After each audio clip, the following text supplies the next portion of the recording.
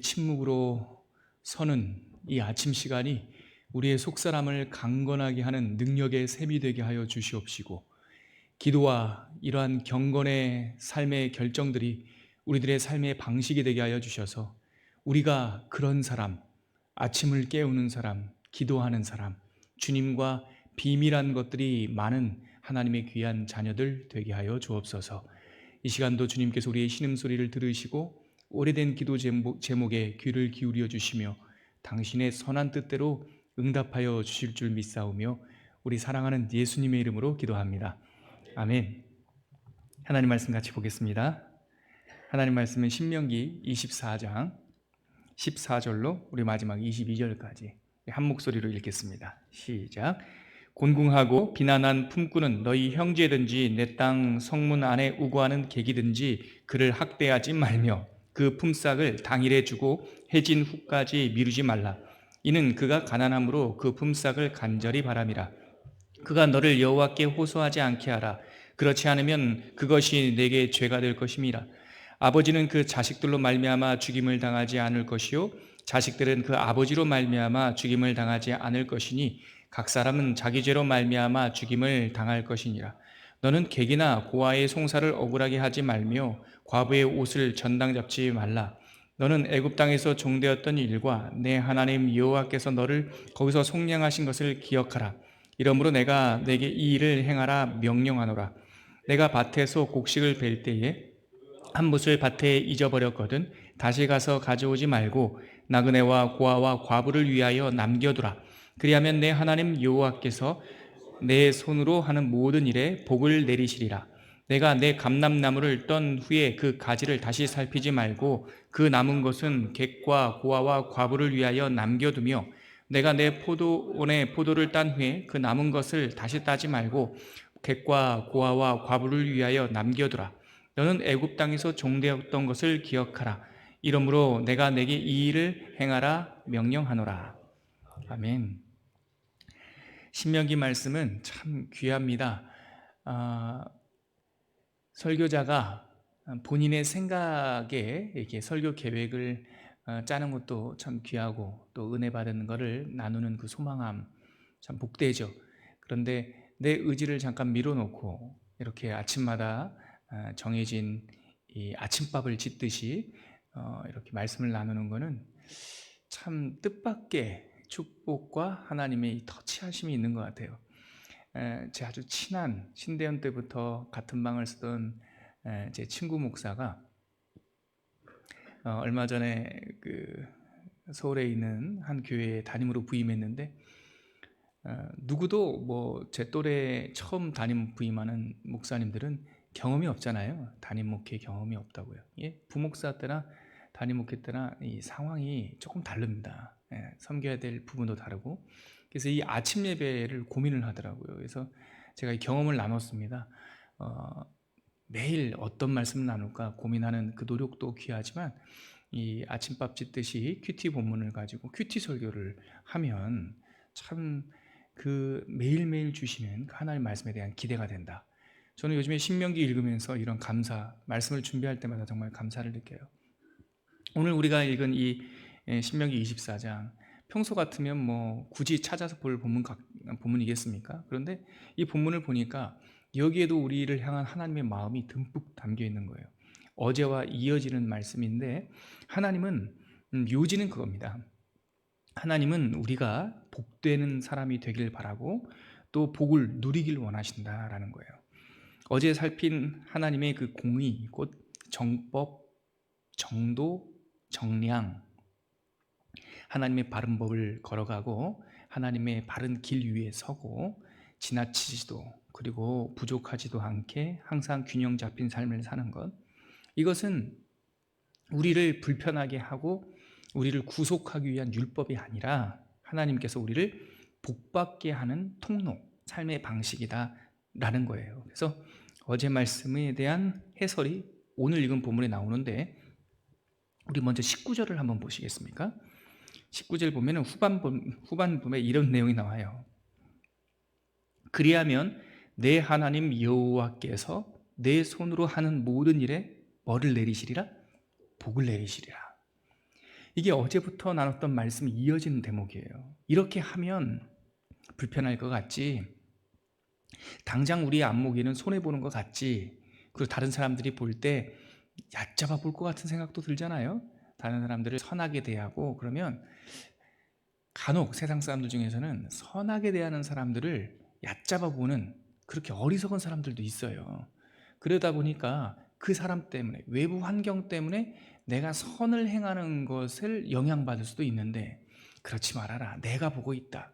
너희들이 내가 명령한 대로 언약한 땅에 가서 그렇게 정법, 정도, 정량을 따라 행하다 보면 내가 네가 네 손으로 하는 모든 일에, 이거 감동되지 않습니까? 선별적으로도 아니고 네가 하는 모든 일에 복을 내리리라. 참 귀하죠. 하나님은 우리를 복되게 창조하셨어요. 그래서 원죄 얘기하시는 분들 많은데, 제가 예전에 말씀드렸죠.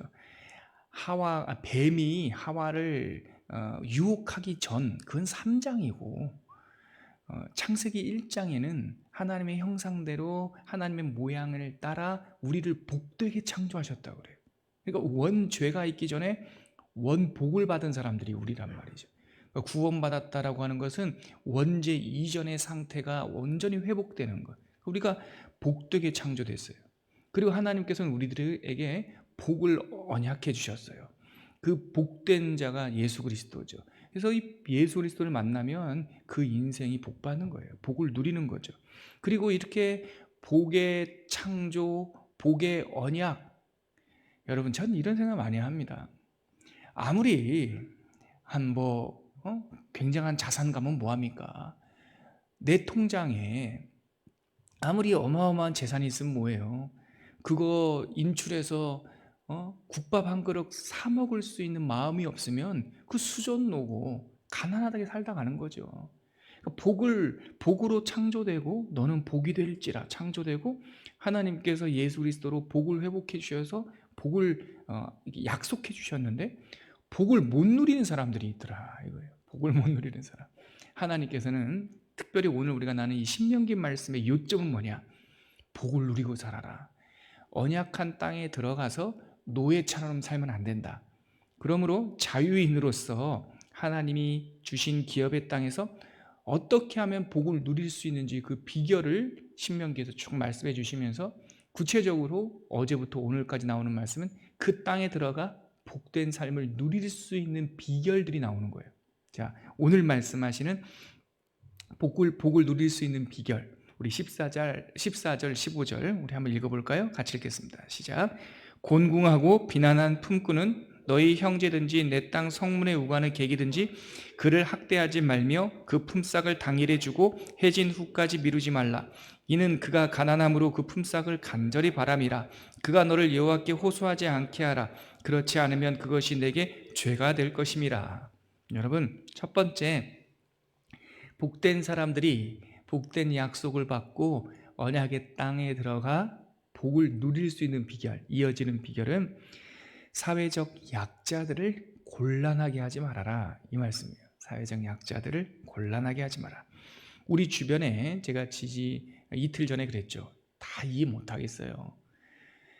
그냥 하나님께서 배고른 사람 없어라 그러면은 광야에서 만나를 먹이시고 메추라기를 먹이셨듯이 가난이 없어질 텐데, 어떤 이치인지는 모르겠지만 우리가 이 땅에 살아가다 보면 연약하고 가난한 사람들이 우리와 함께 살 수밖에 없어요. 근데 오늘 말씀에 보니까 곤궁하고 비난한 사람, 특별히 이 사람이 품꾼, 내 곁에 와서 내 일을 돕게 된다면 그 사람을 학대하지 말라. 명심하십시오. 나보다 좀 부족한 사람이 나와 함께 일을 하고 나와 동역할 때 내 눈에도 그가 곤궁하고 빈한하게 없이 보인다고요. 아무리 없이 보인다고 해서 그 사람들을 학대하면 큰일 난다. 복 받는 일이 아니다. 저와 여러분이 이런 은혜가 있길 바랍니다. 우리가 태어날 때부터 리더가 아니었단 말이죠. 항상 누구를 돕는 일에 서든 아니면 도움을 받는 일에 서든 저 사람이 나를 돕는 거야 하면서 감사하고 존중하고 이런 마음 품고 더 나가서 학대하는 일이 있으면 안 된다. 그리고 아주 구체적으로 15절 보십시오. 나를 도와준 그 사람에게 줄 품삯이 있으면 우리 하나님은 이렇게 말해요. 아주 디테일하게. 해 질 때까지 갖고 있지 말아라. 간단히 말하면 뭡니까? 줄 거는 제때에 빨리 줘라. 이거예요. 저는 이게 복받는 아주 구체적인 솔루션이다. 비결이다. 여러분, 제가 학교 다닐 때 교수님의 일을 돕다 보면 학점 잘 받는 사람들의 비결을 그때 깨달았어요. 제가 이렇게 보니까, 저도 그때 학생 신분이었지만 이렇게 보니까 B 플러스라고 학점 점수 줄 때 A 플러스가 최고 좋고 뭐 이렇게 돼 있는데, 이 B 플러스는 A보다는 조금 낮은 거예요. 그리고 B 거기다가 플러스면은 우리가 100점 만점으로 하면 89점까지가 B 플러스예요. 여러분, 89점이나 90점 A나 1점 차이더라고요. 1점 차이. 근데 학점으로 하면은 B 플러스나 A는요, 하늘과 땅 차이입니다. A 학점과 B 학점은 굉장히 달라요. 그런데 선생님들이 학점을 줄 때 숫자로 100점 만점 숫자로 점수를 주고, 그리고 학점 A냐 B냐를 매기는데 B 플러스와 A는 1점 차이예요. 교수님이 볼 때 리포트도 괜찮고 수업 뭐 시험도 다 괜찮아요. 그런데 B 플러스 받는 사람들이 있어요. 꼭 B 학점 받는 사람들이 있어요. 제때 주지 않는 사람들이 그래요. 보고서를 내도 제때 안 해요. 꼭 하루 이틀 늦어요. 근데요, 제가 2년을 교수님 도우면서 이렇게 보니까 그거 습관이에요. 그 자매는, 그 여자 후배는 너무 보고서도 잘 쓰고 꽃도 붙이고 뭐 하여튼 이쁘게 하는데 꼭 하루 이틀 늦어요. 그 친구는 그래서 거의 제때만 내면 A 학점 받을 수 있는 인생이 꼭 빗불 맞아요. 학생들만 그러겠습니까? 우리의 삶도 그렇다고요. 제가 20대 초반에 그거를 깨닫고, 와, 약속을 지키는 게 그렇게 중요하다. 제때 하는 게 중요하다.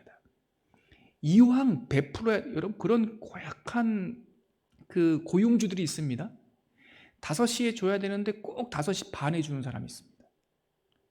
5시 줘도 될 걸 6시에 주는 사람이 있어요. 오늘 줘도 될 걸 내일 주는 사람이 있어요. 복 받겠습니까? 성경의 14절에 뭐라고 그러냐면 그 사람이 하나님께 탄원한다는 거예요. 그 사람이 가난한 거로 나는 그거 30분 늦게 받아도 되고 늦게 써도 되지만, 그 사람은 보십시오. 가난한 거로 그것이 너무 귀하기 때문에, 그것을 목 빠지게 기다리고 있기 때문에 그걸 제때 안 주면 하나님께 탄원한다. 복 받겠냐? 그 말이에요.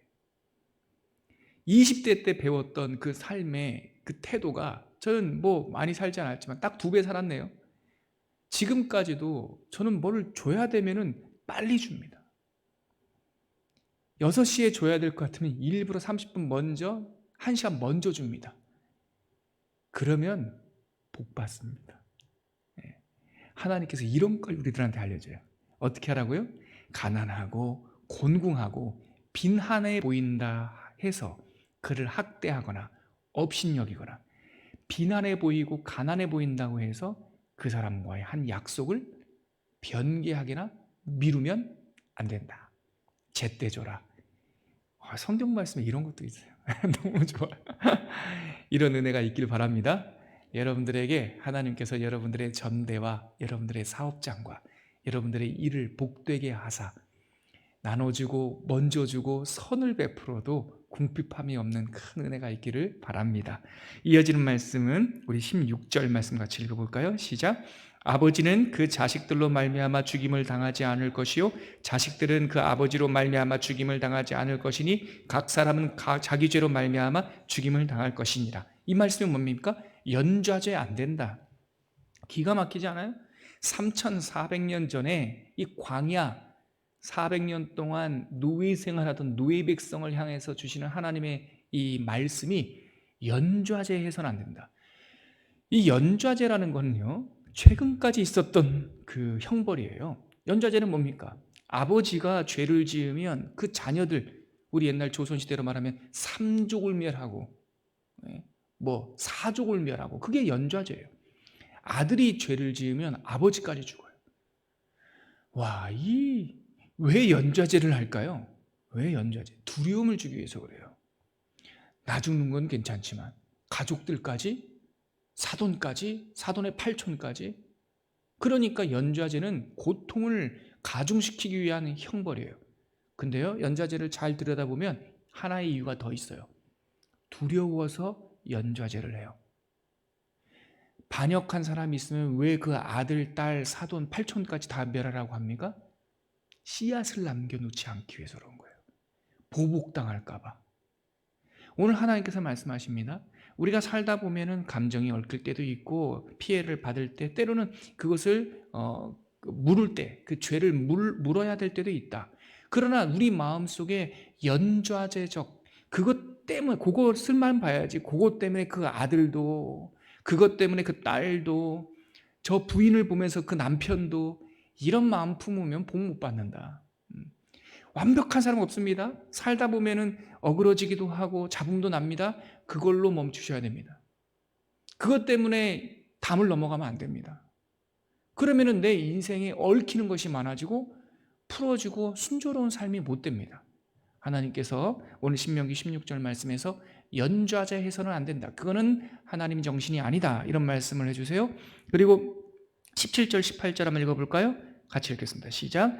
너는 객이나 고아의 송사를 억울하게 하지 말며 과부의 옷을 전당 잡지 말라. 너는 애굽에서 종되었던 일과 내 하나님 여호와께서 너를 거기서 속량하신 것을 기억하라. 이러므로 내가 내게 이 일을 행하라 명령하노라. 하나님께서 세 번째 복받는 비결에 대해서 말씀하시는 것은 나그네나 고아나 과부나 사회적 약자들의 소송이 있을 때, 이 선악을, 시비를 가릴 때 억울하게 하지 말라라는 거예요. 사람은요, 힘센 사람한테 수그러지고 더 멋진 사람, 좋아 보이는 사람한테 눈길 한 번 더 가는 게 사람의 본성이에요. 눈길 한 번 더 가다 보면 글로 치우칠 수 있어요. 하나님께서 시비를 가릴 일이 있으면 그때 냉정해야 된다는 거예요. 가난한 사람, 고아, 과부라고 해서 그 사람을 더 이렇게 억울하게 판결해서는 안 된다. 근데 여러분 이거 아십니까? 가난하고 고하고 사회적 약자이기 때문에 더 판결을 휘게 해서도 안 된다. 이 사람들 편을 더 들어도 안 된다는 거예요. 사회운동 하시는 분들, 그리고 사회 시민단체 하시는 분들, 여러분 이거 잘 생각하셔야 됩니다. 약자이기 때문에 그 사람 편을 더 들면 안 돼요. 성경은 그것도 금해요. 출애굽기 23장 3절에 보면 이런 말씀이 있어요. 가난한 자의 송사라고 해서 편벽되이 두둔하지 말라. 또 23장 6절에 보면 가난한 자의 송사라고 해서 정의를 굽게 하지 말라. 여러분 우리는 두 가지를 다 조심해야 됩니다. 가난하고 배운 게 없고 판단력이 부족하다고 해서 이 사람들을 억울하게 판단하는 거 조심해야 됩니다. 하나님께서 다 지켜보고 있습니다. 반대로 가난하고 부족하다고 해서 이 사람을 더 두둔해서 사회적 정의가 굽어지게 하면 안 됩니다. 하나님께서 시시비비를 가리는 판결에 있어서는 가난하든 부하든 배웠든 못 배웠든 공정하게 정의를 세워야 된다라고 말하는 거죠. 여담으로 여러분, 제가 딸아이 하나 키운 사람밖에 안 되게 해서 경험은 여러분들보다 없지만, 그래서 제가 조심스럽긴 하지만 교과서에 나오는 이야기 하나만 해드릴게요. 경험은 여러분들이 더 많을 겁니다. 교과서에 보면 아이를 키울 때에 아이들의 마음에 억울함이 생기지 않게 하는 방식이, 일이 하나가 있어요. 부모님들이 10아들 다 사랑하기 때문에 한 아이가 실수를 하면 부모님들이 보통 행하는 실수가 둘 다 앉혀놓고 둘 다 혼낸다는 거예요. 그래서 둘 다 잘못했어 이렇다는 거예요. 교과서에 보니까 그러면 교육적 효과가 하나도 없대요. 아이들 간에 투덕거리는 것도 시시비비가 있는 거예요. 거기서도 먼저 시작한 아이가 있고 또 더 잘못한 아이가 있어요.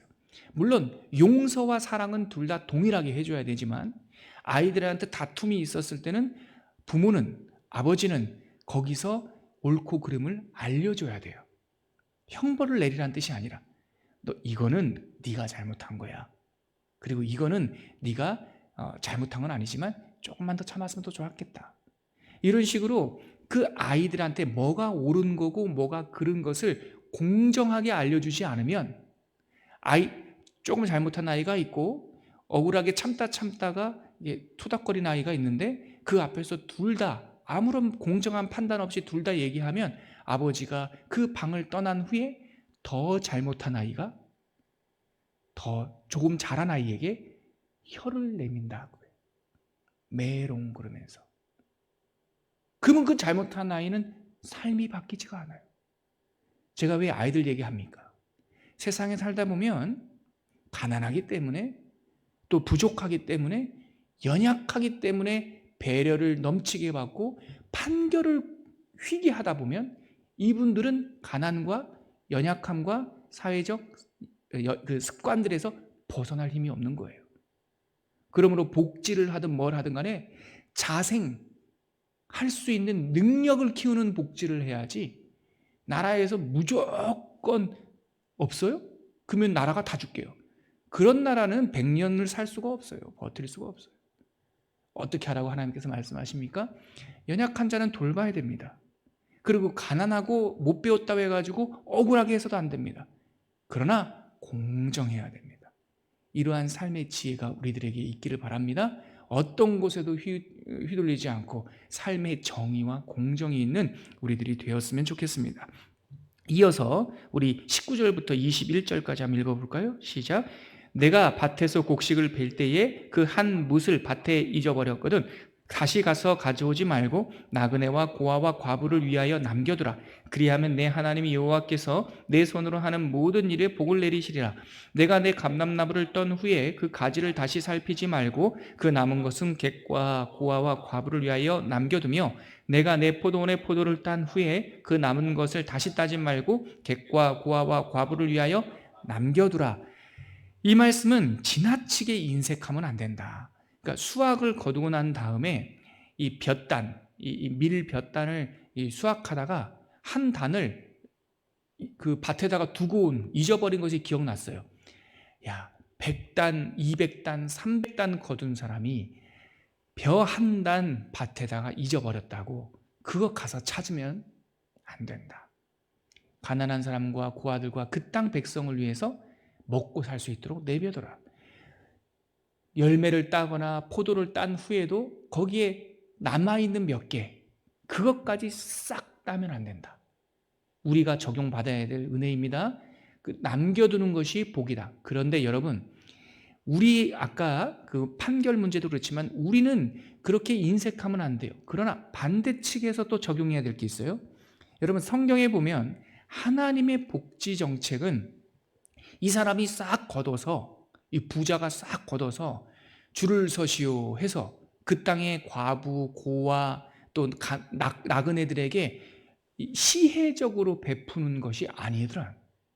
성경을 보니까 이 생산적 복지, 지속 가능한 복지라는 게 성경에 다 나와 있어요.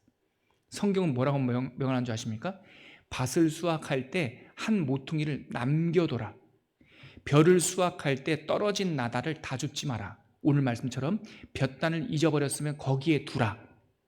포도원 딸 때 포도가 남았으면 다 따지 말고 남겨두라. 누가 가서 그거를 따게 하라? 그 땅에 연약한 사람들이 네 손에서 쌀 한 바가지 받는 것이 아니라 아무리 연약해도 그들 스스로 밭에 나가서 한 모퉁이의 이삭을 수확하게 하라는 거예요. 기가 막힌 하나님의 이 땅 우리나라 그리고 하나님 믿음 백성들이 복받는 비결. 하나님이 큰 은혜를 주시면 인색하지 말아야 됩니다. 남겨두셔야 됩니다. 혹시나 우리가 스스로 궁핍하고 곤궁한 처지에 처할 때도 있어요. 하나님의 백성들 가운데도 나그네가 있고 가난한 사람이 있어요. 누가 쌀독에서 퍼주는 것에 익숙해지면 안 됩니다. 아무리 없어도 나가서 밭 모퉁이를 내 손으로 베야 됩니다. 떨어진 것을 줍더라도 내 손으로 주어야 됩니다.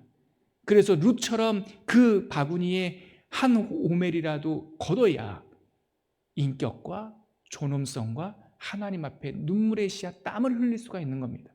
그랬을 때 그 땅이 복받고 그 민족이 복받고 그 사람들이 복받는 거예요.